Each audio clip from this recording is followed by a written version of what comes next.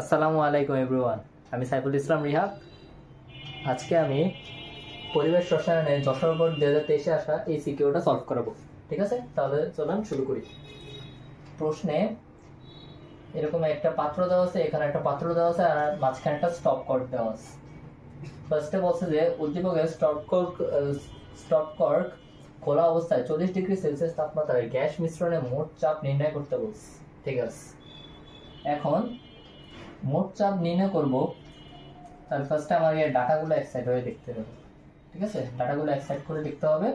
ফার্স্টে আমার P1 2 atmosphere, P2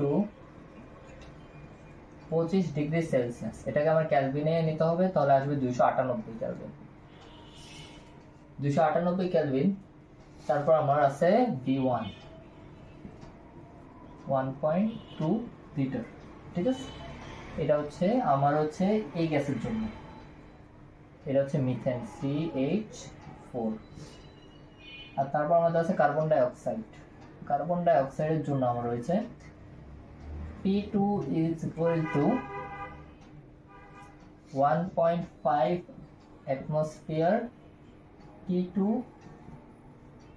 298 kelvin, V2 দেওয়া আছে আমার 2 লিটার। ঠিক আছে, এখান থেকে আমরা বলছি যে মিশ্রণের মোট চাপ নির্ণয় করতে হবে। ঠিক আছে, তাহলে আমরা জানি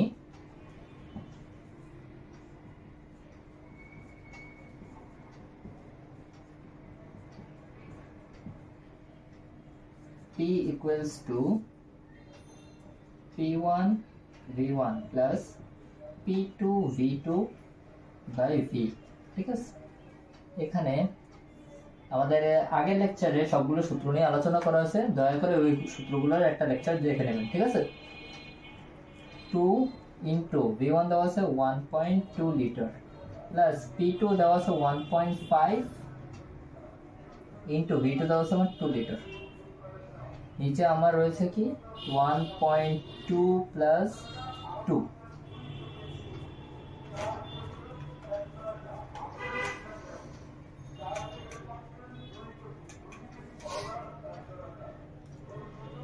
into 1.2 plus 1.5 into 2 divided by 1.5 plus 2,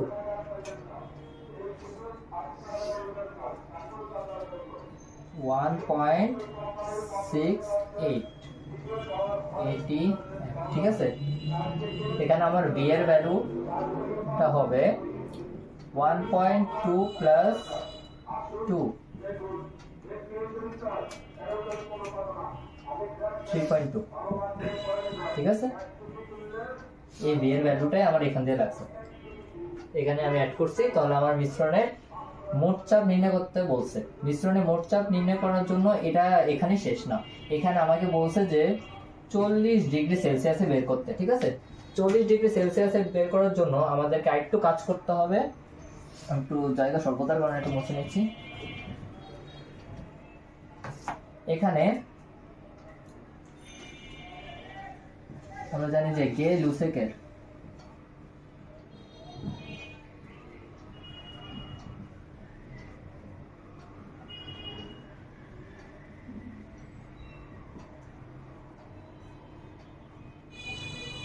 T1 by T1 T2 by T2। ঠিক আছে, এটা হচ্ছে আমাদের গে লুসেকের সূত্র।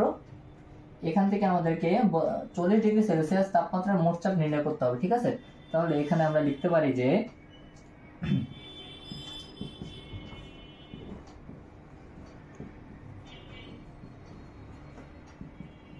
ঠিক আছে, এখানে এই যে P1 এর জায়গায় আমরা এই মানটা বসাবো। P1 এর জায়গায় আমরা এই মানটা অ্যাড করব। এখানে দেওয়া আছে আমাদের 1.68 ইন্টু T2 আমাদের এটা দিতে হবে 40। তাহলে 40 প্লাস 273, আমার এখানে আছে 313, আর T2 তো আগেরটাই 298।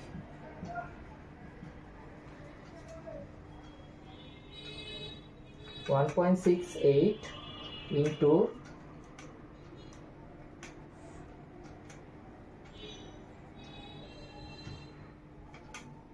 এখানে আছে 1.676 atm, ঠিক আছে? এটা হচ্ছে আমাদের অ্যান্সার। এটা হচ্ছে আমাদের গয়ের অ্যান্সার হয়েছে। এখন আমরা গয়ের দিকে যাব।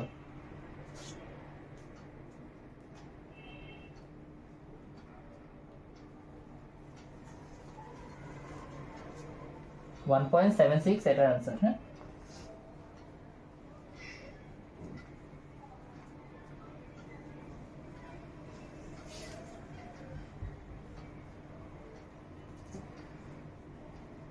আচ্ছা, এখন আমাদের নেক্সটে বলছে যে গ্যাস দ্বয়ের ব্যাপন হারের তুলনা গাণিতিকভাবে বিশ্লেষণ করো।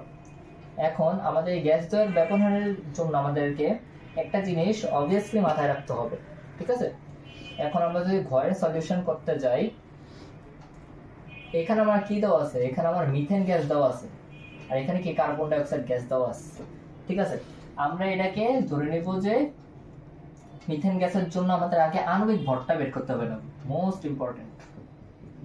মিথেন গ্যাসের আণবিক ভর, মিথেন গ্যাসের আণবিক ভর বের করার জন্য এদিকে আমার রয়েছে 12 + 1 × 4,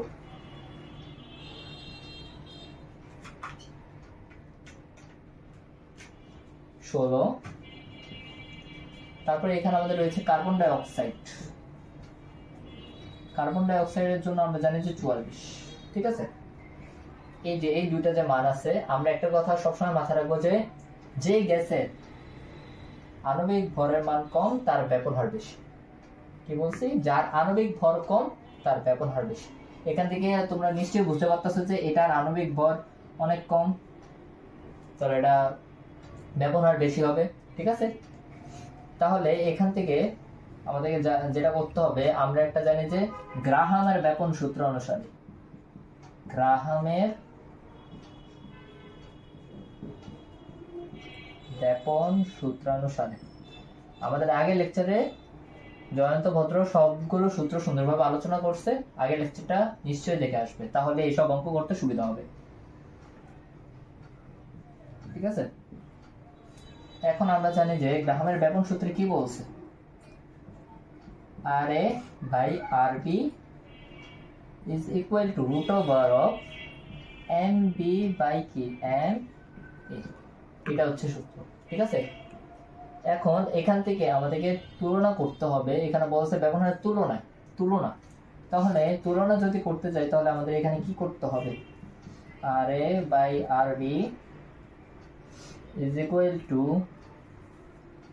MB, ঠিক আছে? এখানে MB আমরা কি ধরছি? কার্বন ডাই অক্সাইড, ঠিক আছে? MB হবে তোমার কার্বন ডাই অক্সাইড, তাহলে এখানে আমি 44, আর Na হবে 16। এটা একটু ক্যালকুলেশন করে দেখি, 44/16, 1.65, এটা হবে RA/RB, ঠিক আছে? এখন সুতরাং RA is equal to 1.65 into কি RB, ঠিক আছে? এখানে শেষ করে দিতে পারো, কিন্তু আমি বলবো যে আরেকটু লাইন অ্যাড করার জন্য। তাহলে সুতরাং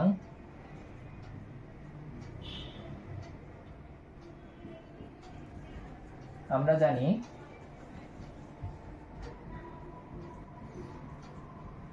ওই যে ফার্স্টে যে কথাটা বলছিলাম ওইটাই লিখবো। আমরা জানি যে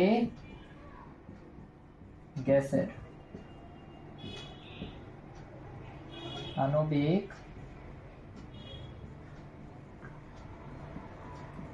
ভরের মান কম তার ব্যবহার বেশি, ঠিক আছে? এখান থেকে এখানে আমার হচ্ছে যে মিথেন গ্যাস আর কার্বন ডাই অক্সাইড, তাহলে এখানে আমার মিথেন গ্যাসের আণবিক ভর কম, মিথেন গ্যাসের আণবিক ভর কম কার্বন ডাই অক্সাইড থেকে, তাহলে অবশ্যই মিথেন গ্যাসের আণবিক হার বেশি হবে, কারণ তার আণবিক ভরের মান কম, তাহলে তার ব্যাপন হার বেশি হবে। ঠিক আছে, তাহলে এখানে মিথেন গ্যাসের ব্যাপন হার বেশি। তাহলে আজকের ক্লাসটা এই পর্যন্তই। আশা করি ক্লাসটা ভালো লাগছে। আমাদের ব্রেনস্টর্মার্স ইউটিউব চ্যানেলটা সাবস্ক্রাইব করে রাখবেন, তাহলে এরকম ভিডিও আরও ভালোভাবে পেয়ে যাবেন। আসসালামু আলাইকুম।